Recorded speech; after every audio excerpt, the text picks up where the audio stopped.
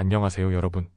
오늘의 흥미로운 영상 내용은 사우디아라비아의 미래 도시 네옴, 꿈과 현실 사이의 괴리, 그리고 의사와 변호사들은 어떻게 은퇴 자산을 수백만 달러까지 늘릴까?에 관한 것입니다. 우선 좋아요 버튼을 누르고 채널 구독 및 알림 설정 또 잊지 마세요. 여러분의 관심과 지지가 저희에게 큰 힘이 됩니다. 첫 영상은 사우디아라비아의 초대형 미래도시 프로젝트 네옴에 대해 이야기해보겠습니다. 한때 사막 속의 기적이라 불리며 전 세계의 이목을 집중시켰던 이 프로젝트. 하지만 현재 네옴은 기대와는 달리 심각한 재정 문제와 공사 지연으로 논란의 중심에 서 있습니다. 과연 무슨 일이 벌어지고 있는 걸까요? 지난해 10월 사우디아라비아 홍해 연안에서 성대한 개막 행사가 열렸습니다. 할리우드 배우, 스포츠 스타, 그리고 글로벌 기업 임원들이 참석한 초호화 이벤트였죠. 그곳에서 가수 알리샤 키스의 공연이 펼쳐졌고 슈퍼요트가 바다 위를 떠다니며 화려한 분위기를 연출했습니다. 하지만 정작 행사장 뒤편에서는 미완성된 호텔, 강풍으로 멈춘 페리, 공사 중인 부지가 드러나며 이 프로젝트의 현실이 점차 모습을 드러냈습니다. 네옴 프로젝트의 핵심 중 하나인 신달라는 원래보다 3년 이상 지연되었고 초기 예상 비용보다 3배가 넘는 40억 달러 약 5조 원 이상이 소요될 것으로 보입니다. 하지만 가장 주목할 만한 점은 이 프로젝트의 창시자인 사우디 왕세자 모하메드 빈 살만이 행사에 참석하지 않았다는 것입니다. 이는 내부적으로도 큰 논란을 불러일으켰습니다. 네옴은 단순한 신도시 개발이 아닙니다. 106마일에 이르는 초고층 건축물 더 라인, 수상상업지구, 사막 속 스키 리조트 등 미래 도시를 상징하는 혁신적 구상을 담고 있죠. 하지만 이미 500억 달러 이상이 투입된 이 프로젝트는 점점 현실과 충돌하고 있습니다. 네옴 내부 감사 보고서에 따르면 프로젝트 진행 과정에서 의도적인 재정 조작이 있었다고 합니다. 임원들이 과도하게 낙관적인 가정을 삽입하고 증가하는 비용을 숨기려 했다는 정황이 포착되었죠. 특히 글로벌 컨설팅 회사와 협력해 수익률을 인위적으로 조정했다는 증거까지 드러났습니다. 예를 들면 사막 속 스키 리조트 트로에나는 예상 비용이 급격히 증가하면서 수익률이 목표치를 밑돌았습니다.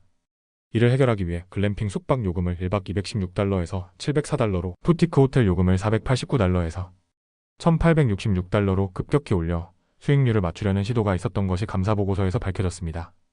하지만 이런 조정이 실제로 가능한지는 의문이죠. 사우디아라비아 정부는 여전히 네옴이 사우디 경제의 미래를 이끌어갈 프로젝트라고 강조하고 있습니다. 하지만 네옴 프로젝트는 점점 축소되고 있으며 당초 목표였던 2030년 완공도 사실상 어려운 상황입니다. 현재 첫 번째 구간인 1.5마일조차 제대로 완성되지 않았고 당장 2034년까지도 고작 0.5마일 구간을 개장하는 것이 목표라고 합니다. 뿐만 아니라 사우디 정부는 네옴을 민간 투자자들이 참여하는 글로벌 프로젝트로 발전시키길 원하지만 현재 상황에서 과연 어떤 기업이 대규모 투자를 결정할지 미지수입니다. 네옴은 사우디아라비아 왕세자의 가장 큰 야심 프로젝트이자 미래 도시의 아이콘이 될 예정이었습니다. 하지만 현실적으로는 공사 지연, 급격한 비용 증가, 재정 문제, 그리고 실현 가능성에 대한 의문이 끊이지 않고 있습니다. 과연 사우디는 이 거대한 꿈을 실현할 수 있을까요? 아니면 수십조 원이 투입된 사막 속의 미완성 도시로 남게 될까요?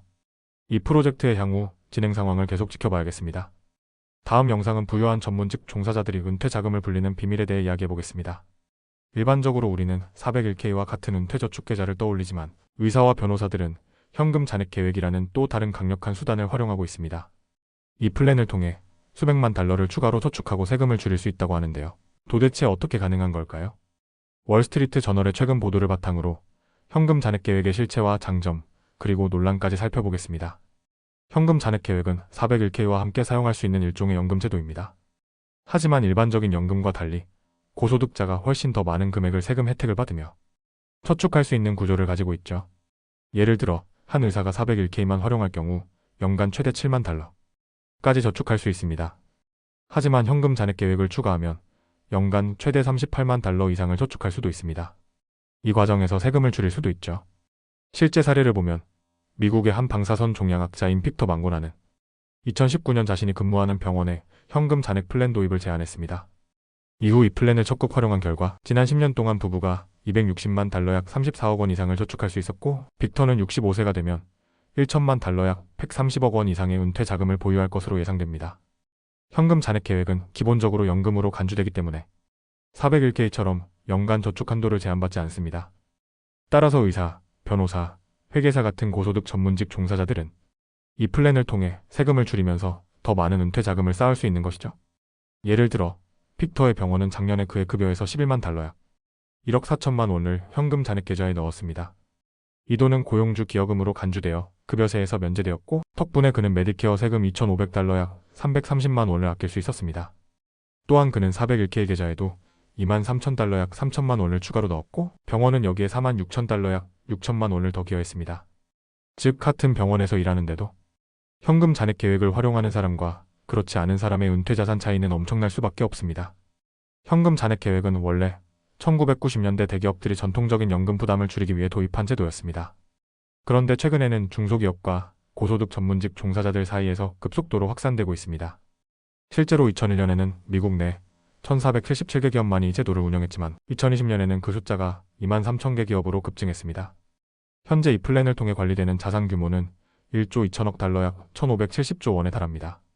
하지만 모든 사람이 현금 잔액 계획을 긍정적으로 바라보는 것은 아닙니다. 일부 전문가들은 이 제도가 부유층에게만 혜택을 제공하면서 전체 은퇴 시스템의 불평등을 심화시킨다고 지적하고 있습니다.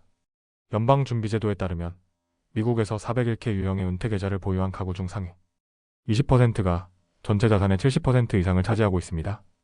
즉 현금 잔액 플랜을 통해 추가적인 저축을 할 수 있는 사람들은 이미 경제적으로 안정된 고소득층이라는 것이죠. 비영리 단체 세금정책센터의 연구원 스티븐 로젠탈은 이 제도는 소득 상위층에만 엄청난 혜택을 안겨주는 구조다라고 지적했습니다. 하지만 현금 잔액 계획을 설계하는 컨설턴트들은 이 제도가 일반 근로자들에게도 긍정적인 영향을 미친다고 반박합니다. 미국 국세청 IRS 규정에 따라 이 제도를 도입한 기업은 일반 직원들의 은퇴 계좌에도 일정 비율의 기여금을 넣어야 합니다. 예를 들어 연봉 15만 5천 달러 약 2억 원 미만의 직원은 고용주로부터 급여의 5에서 7.5%를 추가로 받을 수 있도록 설계되어 있습니다. 현금 잔액 계획은 의사, 변호사, 회계사 등 고소득 전문직 종사자들에게 강력한 은퇴 저축 수단이 되고 있습니다. 이를 통해 수천만 달러를 세금 혜택을 받으며 저축할 수 있는 것이죠. 하지만 반대로 이 제도가 부유층에게만 유리한 제도라는 비판도 존재합니다. 일반 근로자들도 일부 혜택을 받긴 하지만 결국 고소득층이 훨씬 더 큰 재정적 이점을 얻는다는 점은 변하지 않습니다. 과연 미국의 은퇴 저축 시스템은 부자들에게만 유리한 구조를 유지할까요? 아니면 모든 근로자들에게 더 공평한 방향으로 변화할까요? 오늘은 여기까지입니다. 다음 영상에서 더 유익하고 흥미로운 내용으로 찾아뵙겠습니다. 이 영상은 투자 의견이 아닙니다. 매우 감사합니다.